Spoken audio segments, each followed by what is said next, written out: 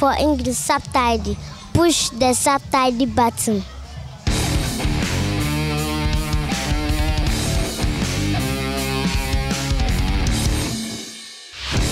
Hallo zu einer neuen Reptil-TV-Folge. Ich habe mir ausgedacht, tolles Intro-Tierchen hier. Ein toller, an sich echt braver Lavender-Netzpython. Der ist auch brav und anständig, kommt allerdings gerade in die Häutung und hat wegen seinen eigenen Kopf, also er will nicht so wie ich will, beziehungsweise er will halt einfach rumkriechen. Ja, wunderschöner Netzpython, Procamerus reticulatus.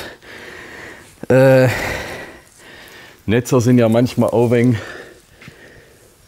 nicht ganz so gechillt. Der ist wirklich echt nett, brav gechillt. Aber wie gesagt, der will woanders hin, wie ich will.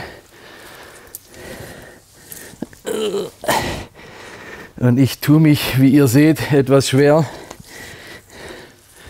den jetzt gerade vor die Kamera zu halten. War vielleicht doch nicht die perfekte Idee als Intro-Tierchen, aber wunderschön. Und deswegen mein Intro-Tierchen für euch. Und jetzt bringe ich ihn wieder weg, sonst bin ich K.O., bis die Folge richtig anfängt.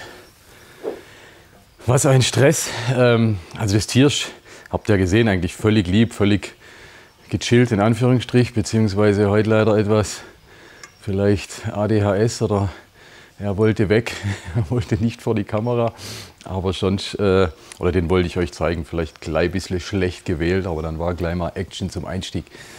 Das Thema heute ist, genau, das ist ein ganz trockenes Thema im wahrsten Sinne des Wortes. Mein Terrarium ist zu trocken, also trocken im Sinne von der Luftfeuchtigkeit. Ich denke, fast jeder Terrarianer wird das Problem kennen.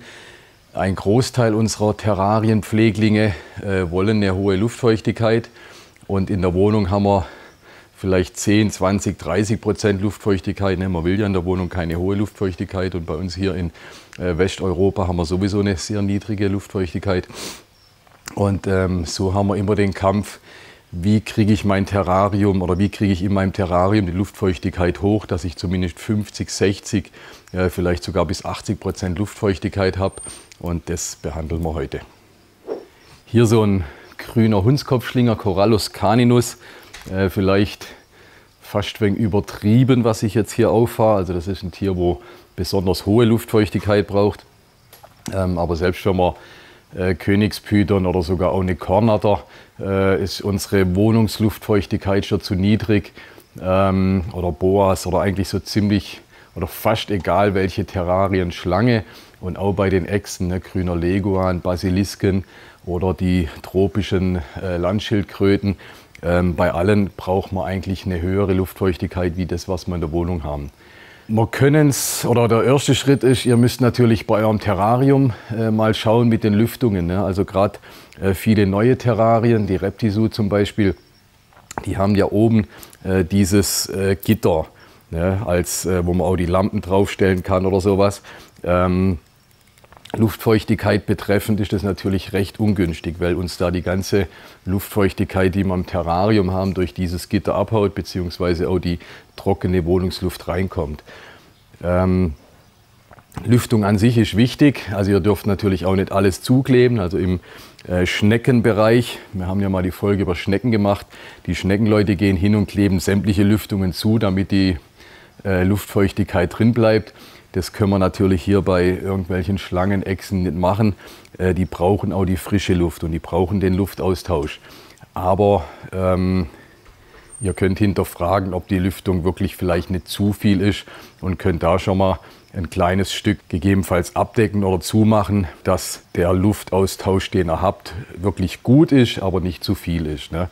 Das ist schon mal der erste Schritt, wie ihr dem entgegensteuern könnt.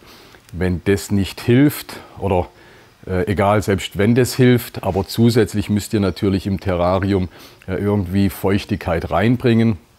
Das ist ein Klassiker in der Terroristik, also irgendwelche Dinge, Pflanzenspritzen, Beregnungsanlage, Bewässerung, das gehört einfach zur Terraristik dazu. Das ist absolute Grundlage. Jeder Terrarianer hat wahrscheinlich einen Tennisarm vom Sprühen oder was. Das gehört auf jeden Fall dazu.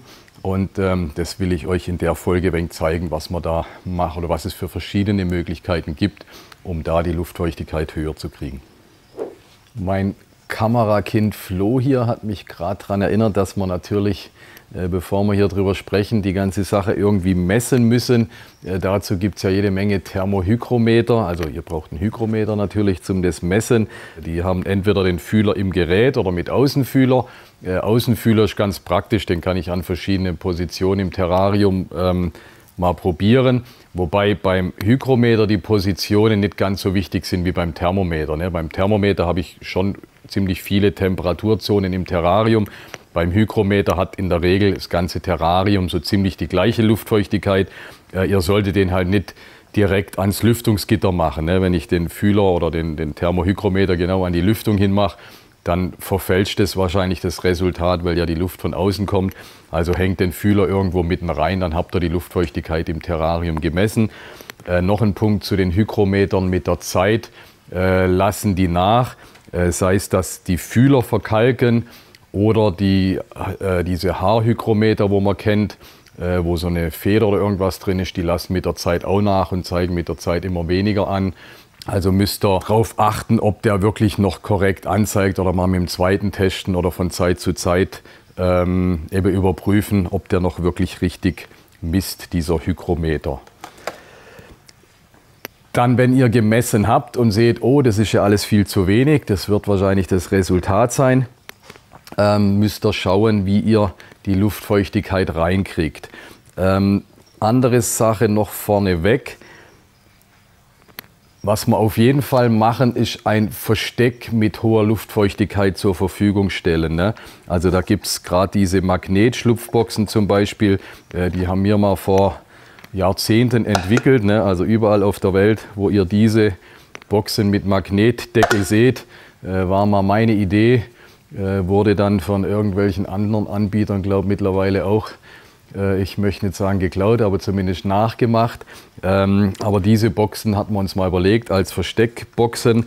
Da macht man feuchtes Moos rein unten in die Box und dann habe ich zumindest in dieser Schlupfbox oder Schlupfbox, Ablagebox, Versteckbox, wie immer man das nennen will, habe ich dann zumindest eine tolle hohe Luftfeuchtigkeit drin, die ich brauche. Ne? Das würde ich sagen, ist Grundlage für jedes Terrarium, dass da so eine Höhle mit Moos drin ist. Aber das macht nicht die Luftfeuchtigkeit im Terrarium insgesamt viel höher. Ne? Also das bisschen, was hier aus dem Loch an Luftfeuchtigkeit rauskommt, das hilft sicherlich nicht, das ganze Terrarium, die Luft im Terrarium mit Feuchtigkeit anzureichern. Deswegen müsst ihr da zu anderen Hilfsmitteln greifen.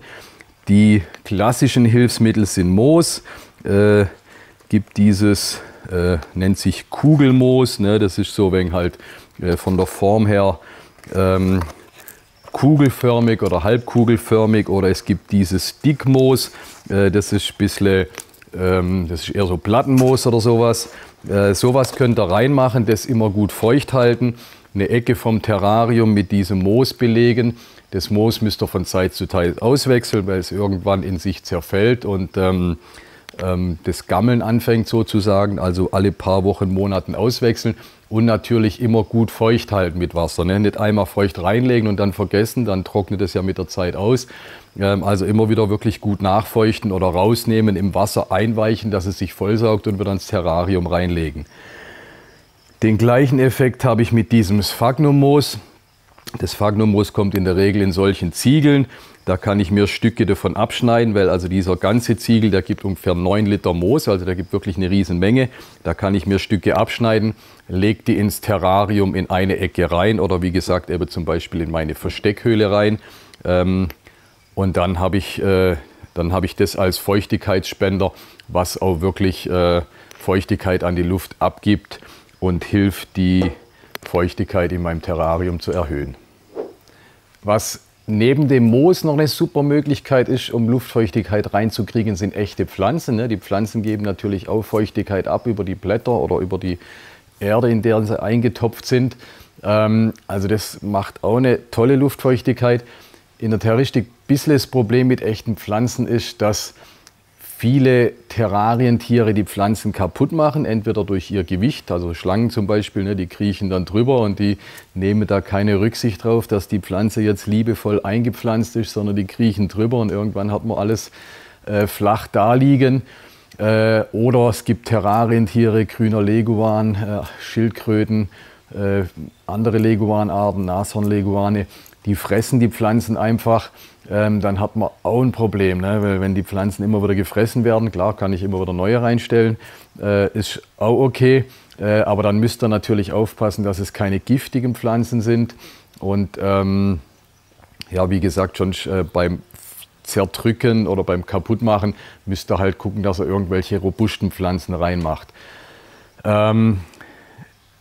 Die ganz super Tipps zu den Pflanzen kann ich euch nicht geben. Ich bin ein recht schlechter Botaniker. Vielleicht seid ihr ja oder die Community kennt sich da gut aus. Dann gern unten rein posten, ah, die Pflanzen sind super oder das habe ich schon probiert und das geht gut und so weiter. Da könnt ihr euch wenn gegenseitig helfen. Wie gesagt, ich bin da relativ schlecht oder vielleicht, wenn einer von euch da richtig was drauf hat und sagt, oh, Stefan, komm bei mir vorbei, film mal, ich habe die und die Pflanzen drin, da kannst du es mal zeigen, ich habe da Erfahrung, können wir auch gern machen, greife ich gerne auf. Moos und Pflanzen hat man jetzt schon. Ihr werdet trotz Moos und Pflanzen nicht ums Sprühen drumherum kommen. Das habe ich eingangs schon erwähnt. Terraristik ist eine Sprüherei. Früher hatte man diese einfachen Spritzen, da mussten wir immer so pumpen. Ne? Das war dann der Tennisarm, den ich vorher angesprochen habe. Mittlerweile gibt es diese Pumpsprüher, da pumpt man oben weg und hat dann einen recht schönen Sprühnebel raus. Was heißt mittlerweile, gibt es auch schon seit vielen Jahren natürlich. Aber das ist so, würde ich mal sagen, das ist fast Standard in der Terraristik. Oder nicht fast, das ist Standard in der Terraristik, dass man das hat, um die Luftfeuchtigkeit zu erhöhen oder aber auch um den Tieren Trinkwasser zu geben. Ne? Viele Tiere trinken auch diese Wassertropfen, also die gehen nicht gern an die Wasserschale, sondern trinken gern diese Tropfen. Wenn man im Terrarium die Deko einsprüht, gehen die hin und lecken die Tropfen ab oder saugen die auf. Deswegen kommt man um so eine Pflanzenspritze fast nicht drum herum. Die letzten Jahre gab es auch viele oder vermehrt eine Automatisierung dieser Sprüherei. Reptisu macht hier diese Beregnungsanlagen, die wirklich toll sind. Also ich habe die schon mehrmals in den Folgen empfohlen, nicht weil ich sie verkaufe, das tue ich auch, aber weil ich sie wirklich super finde.